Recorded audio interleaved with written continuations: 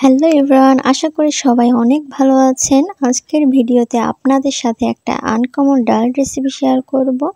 এখন কাঁঠালের সিজনে আমরা সবাই কাঁঠাল খাই, আর এই কাঁঠালের সারের মধ্যে যে বিচি বা আটি থাকে, এই আটি দিয়ে আজকে আমি ডাল রান্না করব। এর জন্য একটা গামলায় পানি নিয়ে নিয়েছি, কারণ কাঁঠালের আটিগুলো ছিলে পানিতে 30 মিনিট ভিজিয়ে রাখতে হবে।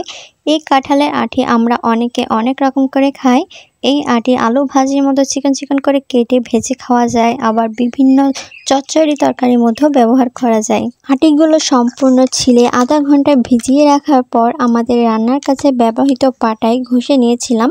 আর যেহেতু আমার হাতে সময় খুবই কম ছিল, এর জন্য খুব ভালো করে আটিগুলো ঘষতে পারিনি, তাড়াহুড়ো করে কাজ করছিলাম। আটি সিদ্ধ করার জন্য প্রেসার কুকার নিয়ে নিলাম, যেন খুব কম সময়ে আটিগুলো ভালো মতো সিদ্ধ হয়ে যায়।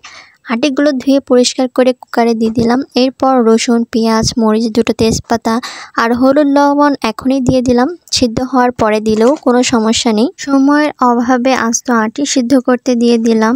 তো এক পাশে ভাতের চাল ধুয়ে দিয়েছি, আরেক পাশে আটি সিদ্ধ করতে দিয়েছি।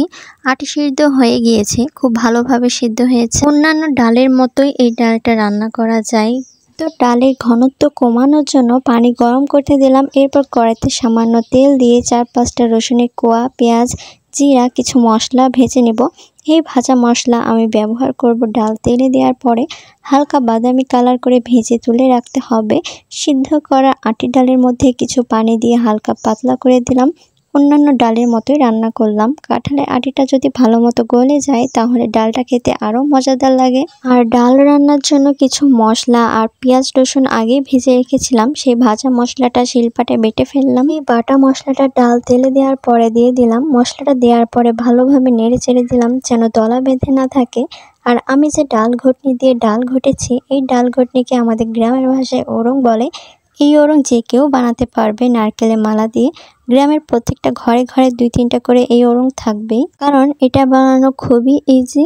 আর আজকে আমি আটি ডালের পাশাপাশি অল্প করে ভুঁড়ি ভেজে ফেললাম। বহুদিন ধরে পায়েস খেতে খুবই মন চাইছিল। দেরি না করে ফ্রিজ থেকে দুধ বের করে রেখেছিলাম পায়েস রান্নবো বলে। পায়েস রান্নার জন্য একটা বড় হাঁড়ি নিয়েছি, এতে দুধ জাল দিয়ে নিব। আমি খুব বেশি পায়েস রান্না করব না, 1 কেজি দুধের পায়েস রান্না করব, কারণ আমার হাজবেন্ড মিষ্টি জিনিস তেমন একটা খাই না। আমার সংসারটা খুবই ছোট, কারণ আমার হাজবেন্ডের কোনো ভাই বোন নেই, ও একা, শুধু আছে আমার শাশুড়ি। তো যাই হোক, অল্প মানুষের অল্প রান্নার জন্য 1 কেজি দুধ জাল করতে দিলাম। এদিকে আটির ডালের সাথে লেবু না হলে তো চলেই না। ঘরে অনেকগুলো লেবু পেকে নষ্ট হয়ে যাচ্ছিল, বেছে বেছে 2টা ভালো লেবু পেয়েছি। তো আজকের ভিডিও এই পর্যন্তই। ভালো লাগলে শেয়ার অ্যান্ড সাবস্ক্রাইব করতে ভুলবেন না।